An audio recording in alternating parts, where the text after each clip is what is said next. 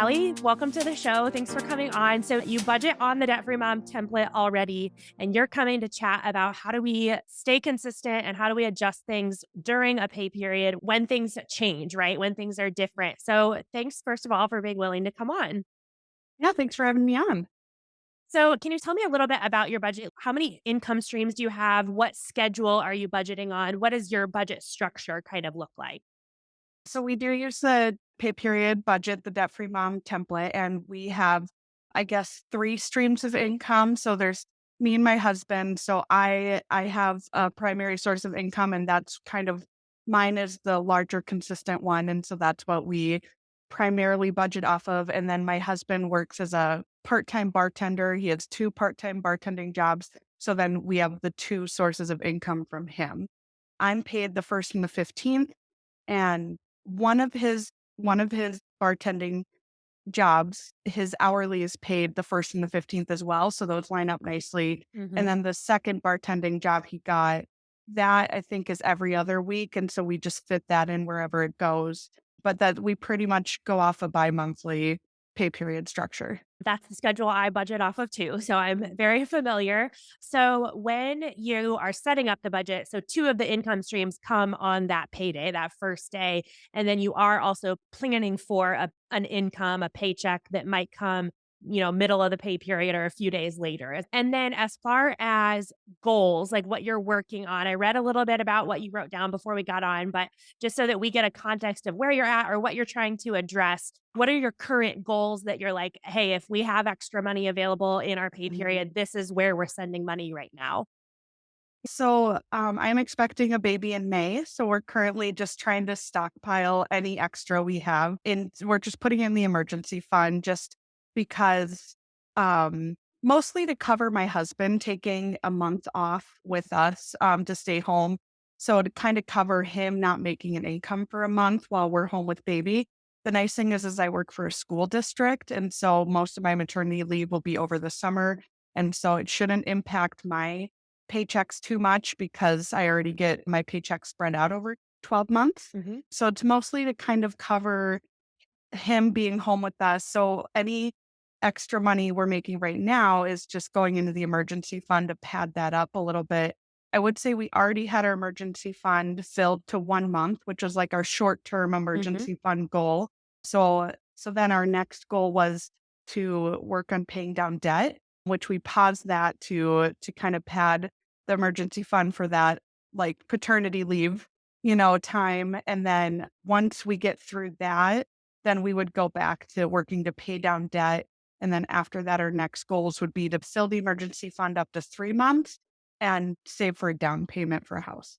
Perfect. Awesome. I love that order of your goals. And I think that you're doing exactly the right thing when you are expecting a baby. Really, no matter what maternity leave looks like, paternity leave, how much paid time off you get versus unpaid, I recommend to everybody that, like, there's no way to make having a new baby not be expensive, no matter what that pay schedule or what that maternity leave looks like. So I think that move is exactly the wise thing to do of just say, hey, once baby comes and we get through that paternity leave month off, if we end up having a little bit extra in the emergency fund, we could then make a larger payment to debt later. But we can't do the opposite thing, right? We can't make extra payments to debt and then ask for that money back if we need it later. So I think that order, your order of operations is in perfect order, considering just, where you're at and having, and it's your second baby, right? Yep, our Okay. second. Yep, yep. So you've also Yep. got another little one to pay for Yeah. and cover. So when you're budgeting, so we know what your goals are. We know that in the short term, you're planning for a baby. In the long term, after that, you'll be debt payoff and then full emergency fund. When we think about a pay period, so for you, that's two pay periods per month. What you wanted to come and talk about was adjusting for the unplanned, whether that's unplanned outside your control or Mhm. unplanned inside your control, like choosing to buy something. Can you tell me a little bit about what that current frustration is, what the gap between what you plan to do and what actually ends up happening? Every payday or, right before a payday, I have a lot of motivation to make a beautiful budget. And then throughout the pay period, I kind of lose some of that motivation to track. And I do track, but I guess some of my frustrations is I wish I had tracked more frequently. Mm, Like I see when I look at your stories that you talk a lot about tracking when you're in the car, right when you leave the store, things like that. And I think that would help make it feel not so like if I wait, 5 days and then it feels like a bigger task that needs to be to kind of track and update things. So that's part of it. And then I feel like every pay period there are just things that come up that I either didn't anticipate us buying or maybe I have been thinking about for a while, but I just wasn't sure how to plan it. So mhm, it's things like I'm thinking about as the seasons change now, well, I'd like to buy my daughter some sandals and a summer hat. mhm, Like some of those seasonal things or even clothing's probably the big one. Also thinking about, for example, a couple pay periods ago, I decided I was done wearing jeans during this mhm, pregnancy. They're just not comfortable anymore. And so saw at Walmart, they had these cute dresses that I could wear with leggings that would fit mhm, over the pregnant belly. So, so I went and bought 3 of those, and it wasn't a huge expense, but it's just things like that where in the moment they feel necessary, mhm, but I think we have often been the victim of all the little expenses that add up to the big derailment of a budget. mhm. And so where I feel stuck then is how do I create systems or organization or just plan ahead better for those kinds of little things? Yeah, so that's a Mm. great question. So let's address the checking in and tracking first. As far as checking in regularly, like you've mentioned that you see on my stories a little bit, I do find personally and for other people that checking in more frequently, while that tends to be something that people are like, oh, like looking at the budget all the time is not something I want to do. I do find that looking at it more regularly means, in the big picture, it means less work Mm. because not only is it really small amounts of time, like for example, if you check in on a Sunday and then you check in on a Tuesday, well, there's very few transactions that have happened between those two things. So it really can be this brief, like, I'm just going to look at, my bank account and my credit card statement, and I'll see the three or four things that got charged in between and jot them down into my budget. And because I don't let too much time build up, that's how I'm able to do it on the fly, so to speak. Okay, my kids are at the park and everybody's kind of content and playing on a swing. I'm just going to open my phone and swipe between a couple apps. On the flip side, if I waited, 5 or 6 days, that wouldn't be something that I could just do while we're on the go because I would need more concentration. I might need a pad of paper to kind of write down, like, these are all the things that have added up. And so I would feel less able to do it, to just fit it into my life as opposed to making it this separate thing.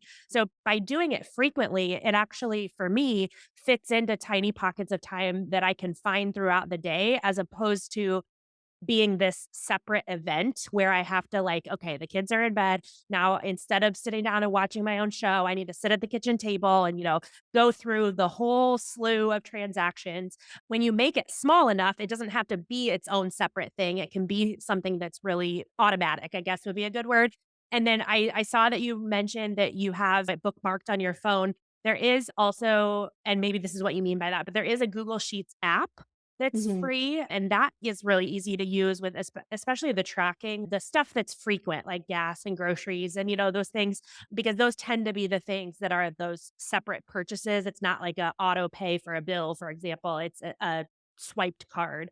And so those are the things that I've kind of committed to doing in the parking lot is my thing of, like, when I get in the parking lot, a lot of times when I get into the car after going into the store, I tend to get on my phone anyways. I don't tend to, like, turn the car on and drive away. I tend to sit there on my phone for a couple minutes anyways. So I've kind of found, okay, I might as well take the 30 seconds to put whatever I just bought at Walmart into my budget, and then I can look at Instagram for 5 minutes or whatever.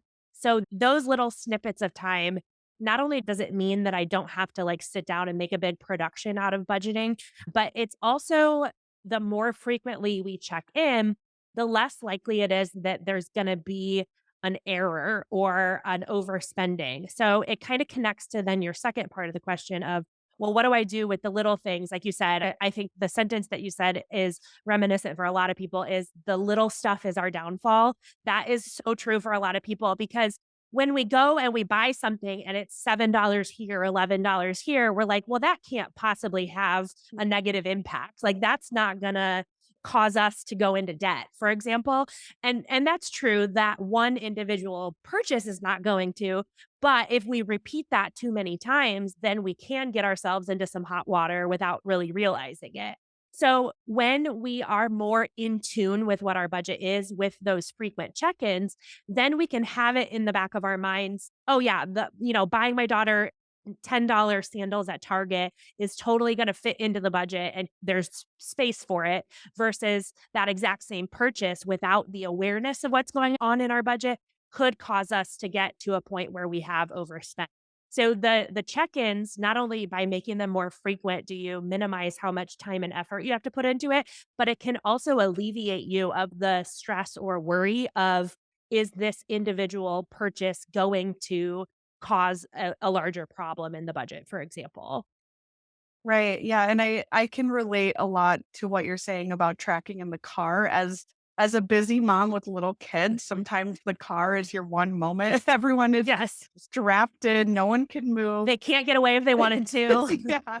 And you have a moment to just sit and relax. And so that really resonated with me. Maybe I take more of those opportunities in the Mhm, car to do the tracking because mhm, whether my daughter's in the back with me or if I'm alone, like, mhm, on my way to work or coming home from work, it just takes a few extra minutes of sitting in the car mhm, to just quick do that tracking. And I'm like you, I tend to find myself, especially when I arrive at a destination, mhm. I tend to wanna sit on my phone for a couple minutes before getting out Yep. of the car, so might as well make it a productive time. And I like to tell myself, like, you can do both. It's not like, oh, if I sit down and track in my budget, that means that I can't play a round of solitaire or whatever Yeah. it is that I do. I like to say the budget check-in thing takes 1 or 2 minutes. You can do that and you can play a quick game before you go pick up the kids from the babysitter or whatever. And that has really helped me to get over the frustration that I created in my head, or not get over it, but just to realize, hey, you're making a bigger deal out of this than you need to, right? Like it doesn't Right, take as long as you think it will take. And honestly, I don't have to talk myself through that anymore now because now I see the value and now it's just more of a habit for me. right. But I did have to do that at the beginning of like, okay, I don't want to do this, but I'm going to do it anyways. Now I've seen the benefit so much that I'm actually drawn to doing that. Like I want to look at it because I know what the upside is. I know that if I take those couple of minutes to look at it, then as I go about my day, I'm not going to be stressed about like, oh, I just bought this for somebody and I wonder what that's going to do to the budget. I don't have to wonder things like that Mhm, because of those frequent check ins. So that's something that addressing or prioritizing a system that works for you that checks in frequently, and by checking in frequently it minimizes how much time. A lot of people will say I don't have the time to mhm, sit down and go through all my transactions, right? And I like to kind of push back on that and say I don't either. It would be hard for me to find a 30-minute block of time where I'm unencumbered by work or by kids, but I can find 4-minute blocks. I can mhm, find 6-minute blocks, right? Like we can find those little bits of time a lot easier than we can find this large chunk of time. And so learning to budget in a way that matches the reality of the stage of life that we're in can be really helpful in saying, oh, if I'm overwhelmed by the idea of finding a 30-minute block of time, I'm just not going to look for a 30-minute block of time. I'm going to look for 5-minute blocks of time, for example. And, different people have those different stages. So, somebody who doesn't have kids and when they come home from work, they're eating dinner, in a quiet home, for example, mhm, they could maybe check in once every 5 days and have it take 30 minutes because they know that it's not going to be a problem to find 30 minutes. mhm. But for those of us who, for whatever reason, whether it's kids or just the nature of our job or other responsibilities, if we can't find those bigger chunks of time, that doesn't need to be an excuse to not track. We can just say, well, I'll just find smaller chunks of time. And like I said, I have found that now over time, I've flipped from being really resistant to tracking and looking at it to now actually like wanting to do that and wanting to look at my budget because I know that by doing that, I'll feel so much more comfortable with my decisions to spend. One of the biggest things that has changed for me, because I am a spender, I'm a shopper. I That's very natural and compulsive almost for Mhm. me, is to buy things. And I love that the little bit of effort that I can put into budgeting takes away the guilt or fear that I used to feel at the checkout. I know that technically I have $15, but where is this going to go in my budget was always that worry. And then by taking that little bit of time to track and be in tune with what's happening, then I can buy the exact same thing without the stress. So let's touch on then the spending that wasn't necessarily in the budget, but it's not a big expense, so it doesn't feel like a big deal. Do you keep on each pay period, do you keep a budget buffer or an unallocated amount of some kind ahead of time? Like when you build that budget before it starts, is there any amount of money that is left available?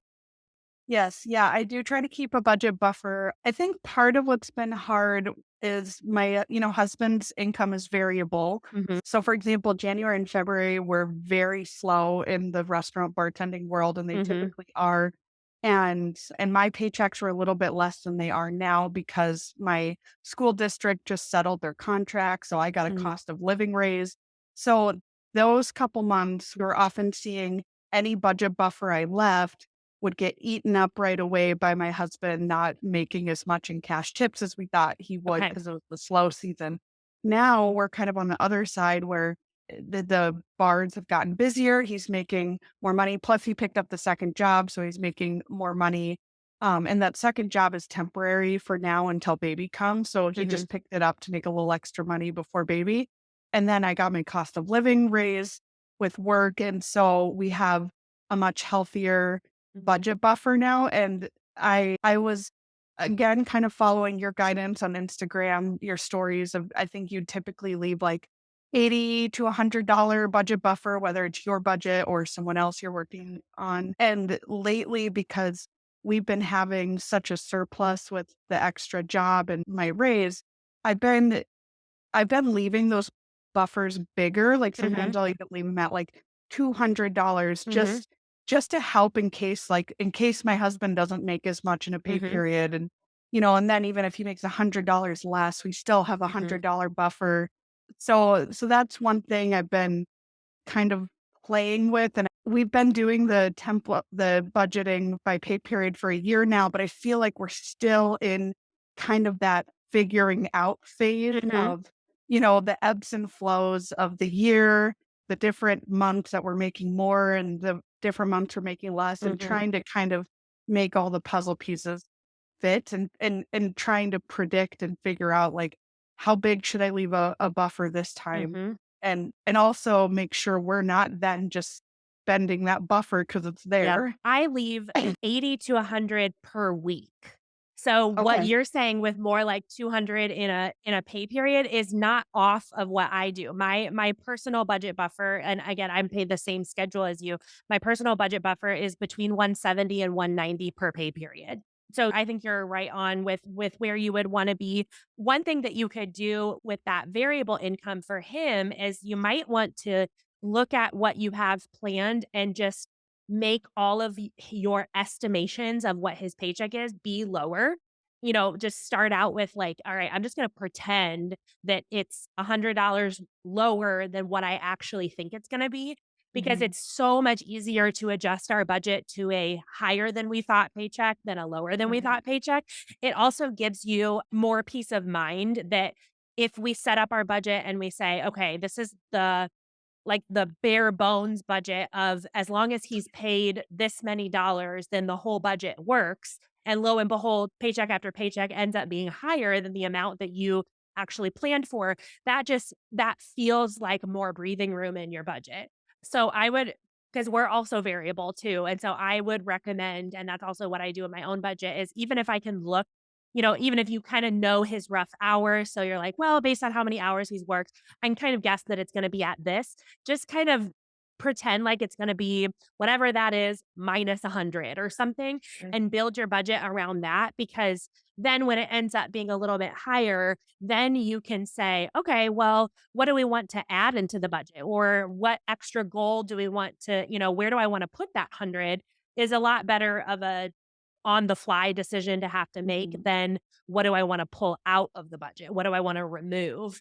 So I would recommend going estimating a little bit lower even than what you would say, and that's kind of lowballing what he actually tends to get paid. And then the other thing I would do is if you have a planned paycheck and then he ends up getting paid less than what you planned in the budget, and so that tends to eat away the budget buffer, I would look for ways to reduce some other category or something in order to still leave yourself a budget buffer, because the whole point of the budget buffer is the recognition that there's always going to be stuff that pops up that we didn't plan for in advance, but it's still going to be there. And unfortunately, the fact that he got paid less than you expected doesn't mean that you're not going to have unexpected expenses. So whether he gets paid as much as you thought he would or he gets paid less than you thought he would, those little expenses are going to pop up just the same. Those aren't going to change just because he got a lower paycheck. So, for example, with us, if our paycheck ends up being lower than we thought, I'll look at, are there any like money that I was transferring into a sinking fund, but we don't really need? If I'm just trying to like build up a vacation fund or build up a car repair fund, can I just slightly tweak a couple of those? And the great thing about the budget tool that you have in front of you is that we get to see how a couple small changes can actually add up to quite a difference. So, if you know what his new paycheck is going to be and it makes your budget buffer go from 200 to 100, well, if you said, well, I could take, 15 out of restaurant, 10 out of clothing, and 5 out of each of our fund money, and all of a sudden I'm up to 150. And so for some of those changes, you won't even feel the difference in that reduction, but you'll feel it in how much is available in the budget buffer. So I would recommend adjusting the budget in order to have that ideal buffer once you know what his paycheck is, as opposed to just saying, well, because the paycheck was smaller, our budget buffer is going to be smaller this pay period. Because, like I said, unfortunately, the lower income doesn't mean that we're going to be able to eliminate unexpected expenses. Yeah, for sure. And some things that came up for me while you're talking. And I think my biggest question with all this comes down to the need to develop systems to make this easier because I just find I tend to just feel overwhelmed Hmm. easily. And so like you, I'm also a diagnosed with ADHD in my 30s. What a great Just club to be in. yeah, right. I just, was diagnosed around my 30th birthday last August. And so it's also been this past, 9 months or so has been a journey of what does that mean, not Hmm. knowing this about me. And I think one reason why I love making the budget right Hmm. before the next payday, it's because of that novelty, that excitement, this Hmm. fresh start. And then the tracking it must feel just like mundane or doesn't give Yeah. me that dopamine Hmm. hit that making the budget every payday does. And so I'm writing down notes of what you're saying because I'm trying to think of how can I create Hmm. systems that help either give some of that dopamine for that Yeah. motivation or make things feel less overwhelming for that ADHD brain that loves a lot of ideas, but then when it comes to implementing, we're like, wait, what? Yeah. The You know? execution is not there. Right. So, one Oh, thing that yeah. before I even knew that that was how my brain was wired, one thing I did in my budget that I talked about a lot again before I had any idea that I had ADHD was in certain categories, if I came under budget, the difference belonged to me. So, for example, I did that often with groceries of I was having immense trouble staying on budget with groceries, and then when I decided that anything left over in the grocery budget got added to my personal fund money, that changed it for me. I was like, okay, if I could find a way to come, $12 under budget in groceries, that's two extra iced coffees above what I Mhm. normally do. That was something that without even realizing it, I was creating that dopamine Yeah, incentive for myself. I love Um, that. and that worked really well for me. So maybe groceries is not the problem area, but Mhm. maybe there's a different one. And so if you could say, okay, just being told spend less in this category is not motivating, right? Right. That's not going to be something where you're like, "Oh yeah, now I'm on board with it." instead of doing that, if you could find a way to say, this is the reward I get by Mhm. tracking, or this is the reward I get by sticking to the budget, that could be something where you kind of, you dangle the carrot for your brain of like, Right. by doing this unpleasant task, this very pleasant reward is available to you, for example. So that is something that I've done regularly for myself that brought me that incentive. And then the good news is, like I said earlier, over time, I realized the benefits of the tracking. And so I no longer have to trick my brain into doing it because Mhm. I actually genuinely like what I get out of it. I genuinely enjoy the benefit of knowing where we're at in the pay period, knowing if I'm on budget, knowing if I'm off budget. Now I am intrinsically motivated to look Mhm. at those things, even if I wasn't that way when I started. So that's something too. If Are you a teacher? Oh no, you're a social worker. Social worker. Yep. Yep. Yeah, I was gonna say, like, I know I spent a lot of time doing that with my students when I was a teacher, and now I realize for myself, like, I often use the framework of it's okay to start with an external Mhm. motivator, and then eventually it'll, move from an extrinsic to an intrinsic, but we first have to experience why we should be interested in that thing. Right. And so Yep. I've had to do that for myself, and that's okay. This is another commonality for people with ADHD. Don't give yourself the reward after you do something, give yourself the reward while you're doing it. So if there is like a snack you enjoy where you're like, "Oh, as silly as it is, my like drinking my Diet Coke is the best part of my afternoon," or whatever it Mhm. is, pair the unpleasant task with the pleasant task. So Okay. while I'm sipping my Diet Coke, I'm going to track on my phone. Mhm. Or, I often am grabbing like a chunk of a chocolate bar out of the freezer while I do it. Something that instead of making yourself wait to feel that enjoyment after the fact, give it to yourself, simultaneously, basically. Right. So that's something I do. Again, I didn't even know that was ADHD related until much later. But I always like if I have to clean the basement and I hate cleaning the basement, I will make myself a really pleasant snack and eat it while I'm cleaning the basement, not Yeah. and a lot of people, I would say people who don't have ADHD are like, "I would never do that." I would tell myself, "Once you clean the basement, then you can have that snack," and that would make me do it, and that just doesn't work as well for me.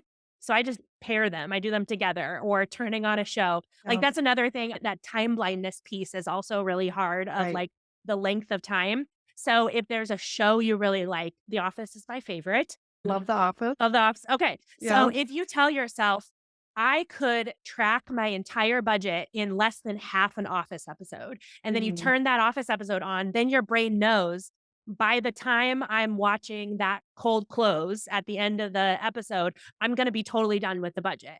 Where Right. when we have that time blindness piece, if we sit down to do something open-ended like tracking the budget, our brain is gonna be so put off by it because we don't know when it's gonna end. We don't know how Right. long it's gonna take. But I don't Um, have to know a ton about you to know it's not gonna take a full Office episode in order for you to track. Then you can right. kinda tell yourself, "Okay, if I turn on one episode, I know and I can tell my brain, you will be done with this unpleasant task long before this episode is over." Right. I love that. And I think the thing about ADHDers is, like you said, people would say, I'll give myself the reward after the task. But the thing with ADHDers is we'll just not do the task and Mhm. then still have the And give reward. the So, reward. so I'll sit with an office episode or a yummy snack and then justify in my head why I shouldn't do the thing I should be doing. Mhm. But you're right, pairing the two together that way I think it's getting that dopamine hit Yep. while you're doing the unwanted task is what is helpful And and we putting a like to time limit on it. multitask. We like Right. our brains like Yep. to do more than one thing at a time. Yes. I rarely watch TV and just have my eyeballs on the TV. Like, I'm Yep. usually also Same. doing something. So we might as well make that also doing something be, our budget check-in or whatever. Even Yeah. if it is like, I'm building my Instacart list or, whatever it Right. is. But I'm almost never just staring at the TV and doing nothing else. Same. So just pairing that idea of like, oh, I'm already doing those kind of actions. I could just make the budget be one of those things. Right. Right. Yep. I do have a question for you. So one thing is my husband is home during the day while I'm working. Mhm. So, I work in a school district, so that Monday through Friday, like 7 to 3-ish kind of hours. So he's home during the day with our daughter, and then he works, part-time nights and weekends. So he is doing the bulk of the shopping, Mhm. groceries and things like that. And so we have tried some systems for keeping track of what he's purchasing. Sometimes I still have to, ask him when I look at our bank account, like what was this purchase at a Mhm. gas station? If it obviously wasn't gas, like what did you buy? Did you buy milk? Did you Mhm. just buy like a soda? Like what was Mhm. this?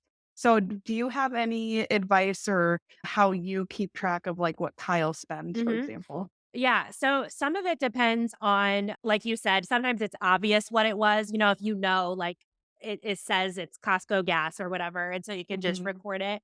I do have on our Capital One cards, because that's the card that he carries. I have notifications on my phone for purchases. So I get a little push Oh, notification okay. when that card is swiped. And then what I do is I don't clear that notification until I've put it in the budget. So sometimes if I look at it, it says $10 to Taco Bell. Well, I know that he grabbed himself lunch and I know that that's going to go in the restaurant budget. So I don't need to ask him about that. But if it's Okay. something where it's usually for us, it's usually like an Amazon, like he ordered something on Amazon. I have no idea. Like, is it coming out of his personal cash? Was he buying something for the yard or, those kind of things? Then I tend to just if he's there or if I'm present and I can just ask him what it was, I'll ask that. Otherwise, I often just text him because I'm like, that's when Right. I'll remember. And then whenever I get around to budgeting, I can look back at the text and, find what it was or whatever. So I'll just say, like, hey, I saw the $20 to Amazon. Was that personal cash or was that whatever? Sometimes now at this point, we've done it enough that he'll sometimes even preemptively text me and he'll say, Okay. I bought something, I bought a pack of light bulbs or whatever, and so then I know that it just goes in the home supplies category, for example. Right. And most banks and cards do have a feature like that where you can get a little push notification. So if if whatever Chase debit card or whatever it is, you can usually get that. And that tends to work more when the other person, they're not interested in actually like budgeting or actually Mhm. putting the money in, putting the transaction into the budget. That tends to work better of like I have a way to get myself a notification because I am the budgeter. If I don't know what it is, I'll just ask him. If I do know what it is, I'll just go ahead and add it in the budget. Right. Yeah, no, that's a great idea. And I think my husband is definitely on board to help as much with the budgeting as he can. But we did agree early on, like a year ago, and I said, okay, we're going to start this pay period budgeting, and I asked him, I said, is it okay if I just take the lead on Mhm. budgeting? Yeah. If I'm just kind of like, it's kind of, I'm the primary person. He said, yep, that's fine. Just let me Yeah. know what you need me to do. So I think that's part of then this learning process for the past year of budgeting this way is also figuring out what is the push and pull of who, like what the jobs are per person. Mhm. I am we've agreed I'm the primary Mhm. budgeter, but, then where do his responsibilities still come in to Yeah. that? So, like, if he is willing to do that, one thing you could do is we do have the Google Sheets app on his phone too, and the document is shared with him, so we're both looking at the same one. So, like, if your husband primarily does the grocery shopping or something, he doesn't have to manage the larger big picture budget, but he could just open the app and enter in Walmart $120 if it was groceries or whatever. So that would be Right. something that it's the same document that you're both looking at. So if the other person is willing to look at the budget, like I said, sometimes they're not, but if they are, then one thing that we could do is say, hey, as the primary budgeter, I'll take care of like setting up the budget per pay period and deciding what the categories are, whatever it might be. But down at the bottom, there's these little trackers that we're going to Mhm. use in order to see where we're at with specific categories that we have common spending, like Mhm. groceries, like restaurants or whatever, and maybe share the parking lot idea of like after Mm. you do the grocery pickup or after you go in the store, if you just open this app, it's like 20 seconds to say, this is the store and this is the amount. Then when you go to do that check in every couple days, you'll say, hey, he already put in, I know where we're at with groceries or I know where we're at with gas. So some of that is trial and error of figuring out Mhm. because you're two different people who have two different preferences on how that looks. Some of that is going to take just finding what works well. But if you said he's willing to jot those down or do whatever, and maybe the system is as simple as I would rather be the one to update like Kyle entering stuff on my spreadsheet would bother me. Yeah. Like, this is like, this is my baby It's your kind of thing. beautiful Yes. spreadsheet. You know where But everything goes. I don't mind if text me or, Right. so sometimes, like, I know a lot of people are like, "Oh, my husband would never look at a spreadsheet or whatever." But you can kinda say, "Hey, I need a little bit of teamwork on this Right. here." And so even if it's as simple as when you buy something, if you know that it's not gonna be obvious to me what this purchase was, if you could just text me, "Hey, I grabbed something at Walmart and it's for the garden." I think for most of us who are the primary budgeter, that's usually enough information to be like, "Okay, cool. Like next time I, enter my budget, I'll jot that down." One thing I wanted to say before we wrap up about unexpected expenses, or things that we just not unexpected as in something breaks, but just unplanned for expenses is if you notice a pattern of the things that pop up that weren't originally planned for, but you do buy and use your buffer for, if they tend to be one certain category over and over. So, like you mentioned, clothing, and specifically if it's like clothing for your daughter, when we see a pattern like that, that's usually a flag to me to add money in that category in my budget going forward, to not Okay. act like I'm not going to spend in that Mhm. category. And then if I was realistic with myself, I would say, well, I never put money into that category proactively. But if I look back, I'm always buying stuff in that category. So clothing, I think, is a really good candidate for something like a sinking fund of like, okay, if I put even if it's low, like if I put $25 per pay period into an account or a bucket or whatever it is, and I call it clothing, then when I go to buy something for clothing, it doesn't have to come out of my budget buffer. Or it doesn't have to take up space in my regular pay period because I already have been setting money aside for this category. So, with little kids and with clothes and stuff, I think, like, kids, home, and clothes tend to be the, like, main ones that we don't proactively plan for, and yet we're constantly buying random home supplies and random stuff Mhm. for our kids and, all those toiletries and, those kind of things. So, if you do happen to notice a pattern where you're like, "Yeah, my downfall is kids' clothes," or whatever it is, Right. make sure that there is proactively something put into your budget for that category because it's so much easier to add something to the budget, even if it means slightly reducing some of your goals, than it is to feel like you don't have permission to spend in that category. Right. Yeah, I could see that completely, even if I budgeted, $50 in clothing in the next pay period, thinking about some of the seasonal stuff I wanna get my daughter. It's so much easier to allocate $50 and then end up only spending 20. Mhm. It's easier to say, "Oh, what do I wanna do with this extra money?" Instead of saying, "Oh, what do I do? Like, this is eating up my buffer or my buffer's gone and we're going negative." So it's easier to have extra money to figure out what to do with than to not have enough. For sure. And one thing, a couple of months ago, I had Jessie Fearon on the podcast to talk about sinking funds because she uses them a lot more than I do. And something really helpful that she shared is that she sets a cap, like a limit Mhm. on how much that fund is. So clothes, I think, is a great one. Like if you say, okay, I'm going to put 50 a month in my budget for clothing. And then let's say during the current pay period, like you said, you only end up spending 20, put the 30 aside into like a clothing fund. But at the Mhm. same time, what she does is she tells herself there's really no reason for this fund to be more than $500. Like, there's not going Right. to be a reason that we're going to need in 1 month to spend more than $500 on clothes. So she just kind of takes this hybrid approach of putting that category into her budget. If she needs to spend out of that category in the current pay period, she goes ahead and does it.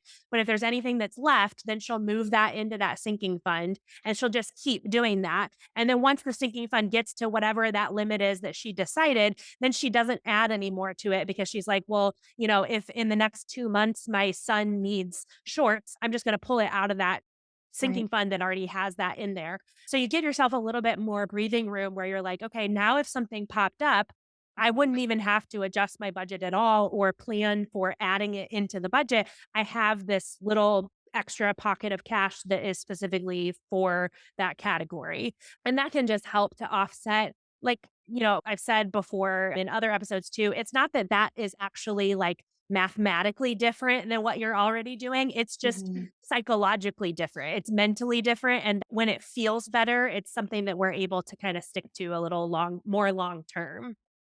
Totally. And one thing I like about that, about putting caps is again, it's just creating systems that I Hmm. think makes organizing our finances feel less overwhelming and feel more manageable. Cause I think for me, I know I could start sinking funds, but then the overwhelm would come from, well, where do I stop? Yeah. To just keep adding money into it forever. So I love the idea of having a cap, having Mhm. systems like that, because then you feel at peace and you feel allowed to then say, I'm going to stop Mhm. putting money in this. It's full. Now I can work on something else. Yeah. And I feel like overall, that's what your pay period budget template has done for our family is it gave us structure and a system to help Hmm. us get started.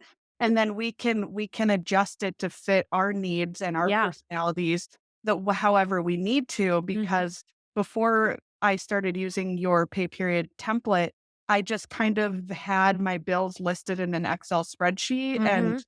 didn't really budget because I didn't and I wanted to, but I didn't know how. There was Hmm. no, structure for me to follow that made sense. And, I would half-heartedly attempt other budget structures, but they always felt so restrictive and time Hmm. consuming. So that's one thing I just love about the pay period budgeting is it just gives you a structure to start and to calm that overwhelm. And then you can make it what you need to for yourself. Yeah, that's amazing. And one of the things, again, that I didn't even realize that I had ADHD at the time that I was setting my budget up this way or building that template was that shorter windows of time are so much better for us than Yeah. longer windows of time, right? Like, Yeah. I couldn't be a project manager to save my soul, like I could not be someone who's like, Mhm. oh, we have this giant project and it has to be done in 2 years. What are the building blocks in order to get there? That Right. is just like Yeah. so far outside my wheelhouse. So I think like just narrowing the window of time and saying like, Mhm. okay, you don't have to pay attention to everything that's going to happen in the next month. You can just look at 2 weeks. If for some reason, just Right. that little bit of shrinking down into a smaller Mhm. window is like, oh, I can stick to this for, 14 days as opposed to Right. 30. And so giving ourselves the structure of once I get to the next pay period, then I'll focus on that, but I don't need to right now. Having those start and stop dates is so much more helpful for our brains than just kind of indefinitely feeling like the budget is dragging on. Because as soon as we start to feel that Totally. dragging feeling, we're out. Yeah, Um, exactly. We're not getting our dopamine. no, no, yeah, we're gonna go spend and make ourselves feel better with a purchase or whatever it Yeah. is. So yeah, I think that is a lot of things that we can do that just end up happening that we don't even realize until after the fact. We're like, oh, that's why that system worked for me and this system didn't. Right. Is that I didn't know it at the time, but now I do now of like the small windows of time that give me a Mhm. clear picture where I can play around with the numbers ahead of time. And I think that adds to it too. And I know that a lot of people have said this about the debt free mom template as well, is it kind of feels like a game of like, Mhm. oh, what if like, I don't like how long it's gonna take me to save up that for that thing. What if I made these couple of changes? Then could I make the time to save be shorter? And being able to play around with how those things are connected when we aren't very good at visualizing it in our head. Even for somebody like I'm super numbers and math minded, but I still find it hard to wrap my mind around, is it gonna take 3 months to save that up or is it gonna take Mhm. 8 months to save that up? But by having a something that allows us to kind of see the passage of time visually can be like, "Oh, I can stick to this because I can see which kind of goals I can achieve in this window of time." Yeah, absolutely, and having things time bound because, Mhm. yeah, the time blindness of ADHD makes that so hard. Yeah, I always say it's like a blend of a budget and a calendar. It's like Yeah. I can see a time-based plan for what I'm supposed to be doing with my money, and if I didn't have something like that, my finances would quite literally be a wreck. I know that I would be, because it'd still be like, "Oh, well, I'm the numbers person. I'm the money-minded one, so I'm gonna plan the money," and it would be a disaster. So I'm so glad that you found it as well. And if you've been doing it a year, you also kind of jumped in before you even knew the ADHD component of it. Right. Yeah. Um, so it's such an interesting, intriguing thing to like know about it retrospectively and just be like, oh, that's why this clicked and that Yeah. did. That's why this works for me. Yeah, it's like, I think especially all the fresh starts. Hmm. Like, there have been so many times in the last year where I'm just like, "Oh, I can't wait for that next payday because this current pay period is such a mess. I just want a fresh Yep, I start." wanna let go of it. Yeah, I'm excited to like, I've talked about budgeting and ADHD a lot on Instagram, and I haven't yet Mhm. really done a podcast episode where I had an opportunity to talk more about that. So I'm really excited that we can kinda do a more long form, not just 1-minute Instagram stories, but actually kinda dive into why the different pieces of this budget system tend to lend itself towards success for someone with ADHD. So thanks for Definitely. being willing to come on at all, but also being Yeah. willing to talk about, being neurodivergent and finding successful ways to plan our money. Yeah, absolutely. And thank you too. I just want to say that you sharing your ADHD symptoms and what led you to get tested on Instagram is what led me to get Oh, tested. interesting. Because, yeah, because it was you and another person I follow, Organized Living, Uh-huh. actually. Yeah. And so you were both posting what you were experiencing. And all of a sudden I had this light bulb moment of like, wait, they're describing my life. I have all those things too. So thank you, because it led me to seeking that diagnosis. Good. Awesome. Yeah. Well, I'm so glad. Yeah. I felt so in the dark about it at the Mhm. time because I was just a few months behind you. Like you said, you were August of last year. I was May of last year. Yeah, And so it was like so many light bulb moments of like just all the pieces kind of falling into place. right. I think the biggest thing for me was that until I started seeking that diagnosis, I literally thought everyone's brains worked that way. Yes, I was same. like, you don't have multiple voices in your head at the same time. Like, Right? I was like, I just thought that was how minds worked. Yeah, S having 20 tabs open. Yeah, yeah, Yep. that was, like, the big catalyst for me to share it was, like, if I could get to 32 and have that be the first time I realized that this is a non-typical way of functioning, I was like, I need to talk more about that myself because I know Right. that there's gonna be other people in the same boat. Yeah, and here I'm living proof that Yeah, your sharing helps someone else, so thank you, because awesome. I had no suspicion at all until I saw you and Morgan talking about what you'd discovered, and it is this moment of like, "Oh, that explains my Mhm. childhood, that Yeah. explains all these experiences I've had," like, it's just makes everything click. Mhm. Yeah, Yeah. and so yeah, now that I know that, I'm like, okay, I wanna keep doing, like I said, episodes like Mhm. this or talking about it on Instagram because not only helping people identify that, but then blending the idea of like, I now know that I have that and I have the desire to help people with their money. So can I specifically target people who struggle with their money and have ADHD and kind of find a way Absolutely. to be like, hey, if all the Mhm. other tools didn't work for you, this one might. Right, and the fact that you developed a tool that works so well before you even Before knew I you knew, had yeah. ADHD. Yeah. It's like the proof of the product. Right. It was like Yeah. and it was kinda honestly, like, Or that the was why. concept. It was like, I like numbers, I like spreadsheets, and the other stuff hadn't worked for me, and so because I liked the numbers and the spreadsheets, I just kinda came up with, these are the features that I wish these tools had, and so for the longest time, I just thought I was making it for myself. I was just like, Yeah. "Well, I just need this tool," and then the fact that sharing it with other people had so many other people be like, "Oh," it was like, "Oh, and that's just like the story of our life with anybody who has a, atypical brain is like the most common tools just often don't work for us and we have to Right. find a different tool. So I'm glad that you heard those stories of mine and then the budget thing is just like cherry on top for me.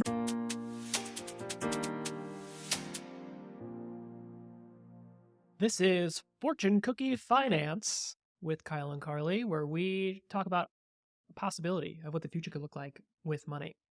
Recently, you had been sharing on your Instagram stories just some different things that we're experiencing as small business owners, as self employed individuals, and just trying to ride the wave of the ups and downs of business. If you're not a freelancer, you don't own your own small business, it may not be obvious to you because it wasn't for us until just a couple years ago that there's a lot of seasonality when it comes to purchasing and buying and Really regardless of like you would know, everybody knows that like landscaping is going to be seasonal or something like that, but the businesses that you would imagine have no tie to like this time of the year has more sales than this time of the year. Actually, they all do have that seasonality. Yeah, and I'd say by and large, most businesses experience a dip in the first part of the year, right Mhm. after the huge holiday spending spree. At the end of the year, those first couple of months are typically down. So that's to be expected. But I think what you were sharing on Instagram recently was that it's been surprising to see that things haven't rebounded as we might have expected them to. And as you shared that, what were some of the messages that you got back Mhm. in response to that? So I shared on Instagram that January and February, at this point, we knew that those are slow months. I remember last year when they were slow months, we were like, what is happening? Like, that was our first time being full time, where this was the job that we were relying on for our family. And I don't remember. Oh, you had a friend came over who was visiting from out of state, and he works somewhere in car sales. And he was like, "Oh yeah, January and February are like crickets. Like it's just not the time where people are buying." And that conversation made us feel better and that was the first time I think that both of us opened our eyes to the idea that there is, like we said, that seasonality regardless of industry. And we rebounded and we started coming back in March. We rebounded well in April and especially in May. May was a really great month for us last year. So we knew that coming into this year that January, February would be dips. And then we expected the rebound in March and April. Well, the rebound did not happen. And we're in the middle of that right now. And you learn to expect the unexpected in self employment. So it's not like the moment one month was lower than we expected that we're like closing up shop or like you have to be able to write it out a little bit more than that. But as that continuous dip went on when we expected to have a rebound, it started making me more worried and more curious of what is the source of this. So what I posted about was just being pretty frank, and being transparent has been something that's kind of been a hallmark of mine in my account for a while, really since day one. I think I grew the account. If I had to guess, I have no like actual data on this, but when I first made the account, I had our specific salary in my bio because it was very low. It was family of 5 living on 52,000 is what I had. And I think that was very attractive for people because we talk a lot about money in very general relative terms. He makes a lot, he makes a little. She lives in a big house, they live in a small house, but it's all relative. So I just put black and white numbers around it and was transparent about that. So I started to do that about the business and say, this is what we used to have. This is what we're having now. We're trying to figure out what that looks like. But you might see some changes at Deaf-Free Mom if we need to pivot where our sources of revenue are coming from. If I need to do more sponsored posts and less custom budgets. And so I said things like that on Instagram, just wanting to front that and be open about it. And also so that if we have to do a harder pivot into something that looks really different, it's not going to come out of the blue. And so as I shared that, I was very surprised, but I was not surprised by how supportive everyone was. Everyone was very like, what do I got to do? Like if I save and comment, like what can I do to get it coming back? But what I was surprised by was the people in vastly different industries from mine immediately responding and saying that's exactly what we are experiencing. Of January and February, we know are slow. We're used to March and April rebounding, and it's not. And it was very across the board. It was someone who owned a landscaping business, but it wasn't all self-employed people. It was also people who might work a 9 to 5 job, but they are connected with the revenue of that company. So somebody was a medical biller, and she said that elective procedures are much lower than they have been, like lower than she's ever seen them, where people are choosing not to do elective procedures. So that just sparked a bigger conversation of something is going on much broader than nobody wants to buy a budget from me. That's not the problem. It's a much larger conversation that a lot of businesses are having right now. Yeah, I think I was struck by just the huge variety of people that were responding and saying, "Hey, this is me," or Mhm. "I'm seeing this too." I think it was pretty eye-opening for me to see it's not just, people with an Instagram account or an email list Mhm. or a podcast. It's all over the board. So there might be some people listening to this who are that self-employed category who may be feeling this a little bit more acutely right now, but I would imagine that most people are not in that situation. How does this affect personal finance? Like Mhm. what's the takeaway as we're seeing these things in our business and beyond as a wider trend? How does this impact personal finance for somebody managing their home finances, and what, if anything, should they do to be better prepared? Mhm. So I think it does impact anybody who has commission as a component of their income at all, even if they are employed by a larger business. It also impacts potential job cuts in industries that are highly related to spending. So anything that's related to like retail or travel. It what it did for me simultaneously was, as a business owner, it made me relieved because I was like, okay, our business is not uniquely terrible right now. It's at least a common problem. It did make me personally kind of take pause to think about, is it, you even said one night at dinner after we had those conversations in Instagram, you were like, I feel like when small businesses see those pullbacks in spending, that's sometimes an initial indicator of a recession, which, like, that's not we're not coming up with that. That's in conversation all the time right now. If you Yes. just look at anything economically news-wise, are we heading into a recession or not? And so even if it never gets to the point of a full-blown recession in the true terms of that, I think it is fair to say that spending is being dialed back in personal homes. Just people are opting out of anything that doesn't feel necessary, that doesn't feel like they have to do it in order to keep the lights on. So, first of all, I would say, to answer your question, how does that impact personal finance? It should first make anyone who has had to make cuts like that in their personal budget feel not alone. Like you haven't done something wrong, that everyone else is thriving and it's only you having to tighten the purse strings, for example. That has been an across the board situation for a lot of families. And then second of all, I would, if I did not currently have a well-funded emergency fund, which I would say is at least 1 month of expenses. If I didn't have that, I would probably pause other goals and get that back up, or get it up to a month of expenses sooner rather than later. If down the road it ends up that everything smooths out and you're good to go, then you could dump an extra payment on your debt later, but you can't do the reverse. You can't put a bunch of money to debt and then ask for it back later. So if you feel like savings is low and you're trying to achieve other goals, I would maybe pause those goals and prioritize an emergency fund that has at least a month of expenses as my top priority. And then, go back to those other goals with the peace of mind that cash equals options. So if something happens down the road, the more savings I have on hand, the more options I'll have.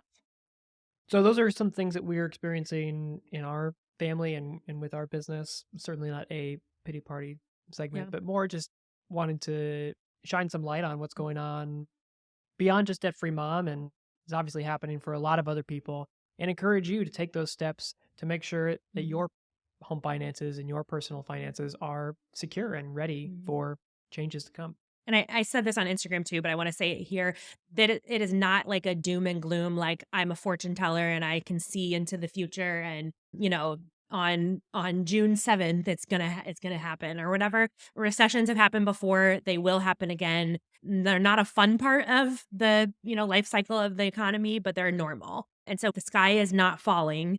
The world is not about to end. It's just something that we have to live through. I was talking with a friend about it, and I said, for the first time as we approach this possible next recession, for the first time, I have a living memory of our previous recession. Like I was not, an adult, but the 2008, I was a junior in high school when the 2008 housing bubble happened, and then, had the fallout for years after that while I was in college. And so I actually have like a tangible experience of, obviously not fun at the time. Some terrible things can happen financially, but we also know that we come out on the other side of it. So this is not meant to be a, run home and panic and stash physical cash under your mattress or anything like that. It's more just like, this is the normal ebb and flow and we want to be prepared. Yep. This has been the Debt Free Mom Podcast, and we will see you again next week. Thanks for listening to the Debt Free Mom podcast. If you want to join me as a guest on the show, go to dfmpodcast.com. The Debt Free Mom podcast is hosted by me, Carly Hill, and is produced, edited, and mixed by Kyle Hill. Music for this episode was written by Kyle Hill. Hit subscribe wherever you're listening to join in with every new episode as we grow our confidence and contentment in our personal finances.